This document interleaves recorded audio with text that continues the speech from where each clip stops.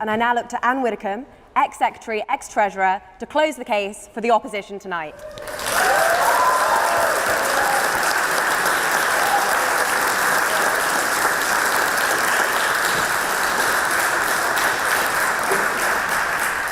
Hello, Oxford Union.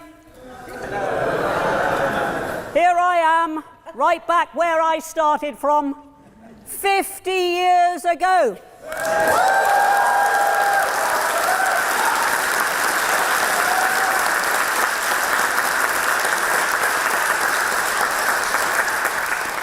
And do you know what the subject of my first paper speech was? It was censorship. Plus ça change, as Juncker might say. Now, tonight is crucial. This is not just any old Thursday debate at the Oxford Union. There was a moment in the past when what happened here had reverberations round the world. And that was when this House decided that it would not fight for king and country.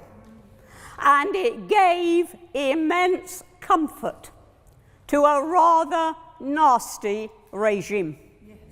And tonight it is crucial that this House, this bastion of freedom, this renowned historical organisation that has always been devoted to free speech, does not tonight go the other way and make a decision in favour of censorship. What we are debating here tonight is crucial. Now, I speak with feeling. When I was growing up, it was in the immediate post-war period when people had lost sons, husbands, fathers to the Nazis. They'd lost limbs and faced a life of disability. They had lost homes. They had lost them to a vile regime called National Socialism. And yet, Oswald Mosley and Colin Jordan and other such charming souls were allowed in law to hold their rallies in this country. You think how much offence, how much hurt, how much insult that caused to people who had made such major sacrifices. But the devotion to free speech and the recognition that we had spent 6 years fighting for liberty led us to believe that it was preferable to have free speech than not to be offended. And then a few years later, when I was here, we were right at the height of the Cold War. And it's difficult to remember 30 years after the Berlin Wall came down. But we were actually at a stage when all along the borders of what were then the Warsaw Pact countries, the Soviet Union had stationed weapons pointing straight at us. And yet, you could still stand for Parliament as a communist. You probably wouldn't get in, but you could still stand. You could stand on street corners and sell the Morning Star.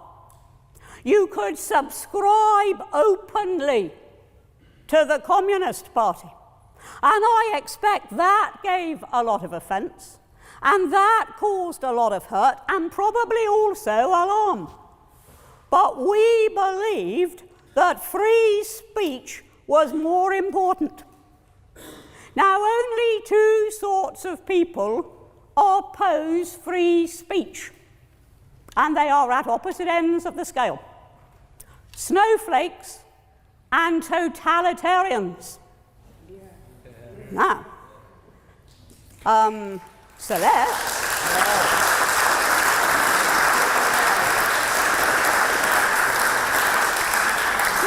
said there's nothing wrong with being a snowflake.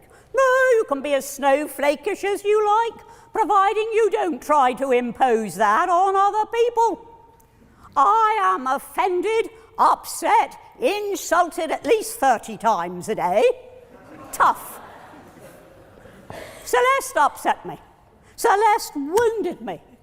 Celeste has caused me trauma. She poured scorn on my paso doble. And does she realise that in 15 years' time, I am still going to be traumatised and I am going to form a movement?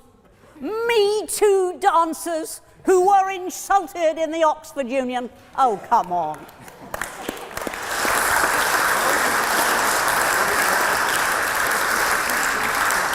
Nobody has the right to live their lives being protected from offence or from insult or from hurt feelings. It is an occupational hazard of living in society. And if you really can't take it, become a hermit. But more seriously, on the opposite end from the snowflakes, poor little darlings, on the opposite end from them are the totalitarians. And that was how Hitler was so successful, because he did not allow any free speech whatever. And if you spoke out against that sickening regime, or indeed against the Soviet Union, 2 minutes more, no, I need at least 5, or spoke out in the Soviet Union, you would end up in prison, if not worse. Totalitarians like to curtail your right to disagree with state orthodoxy. Now, for state orthodoxy, substitute the words social orthodoxy. As exemplified by social media, Twitter, and other such places where people decide what is and what is not acceptable. Now, I would love to stand in this union and oppose and argue with and take to pieces a Holocaust denier. But if we say no, we can never have the Holocaust denier because his views are so offensive that he cannot be accorded a platform. Then what happens? That sort of viewpoint is driven underground where it can quite often flourish. And people whisper behind their hands, oh, you know, there's something in what he says, but we're not allowed to hear it. Let's hear it. And by hearing it, we can destroy it. We should also remember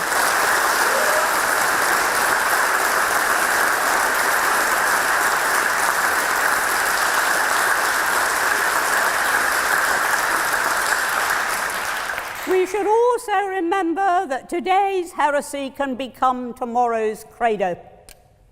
How fortunate we were that the Wilberforces of this world, the Pankhursts, the Martin Luther Kings, and everybody else who has over time and with massive effort changed society, how grateful we may be that they were not no platforms because it offended the society of their time. Now, I recently was asked if I objected to sharing a platform with somebody who had spoken in favour of, had not been involved in, but had spoken in favour of the IRA. Now, I lost a friend in the Brighton bomb. I missed the Brighton bomb by less than 20 minutes. And I looked at this person and I said, so you wanted to blow me up? And she said, well, I didn't want to do it myself. I do not object to sharing a platform and arguing with her, because by arguing with her, I can expose what is wrong.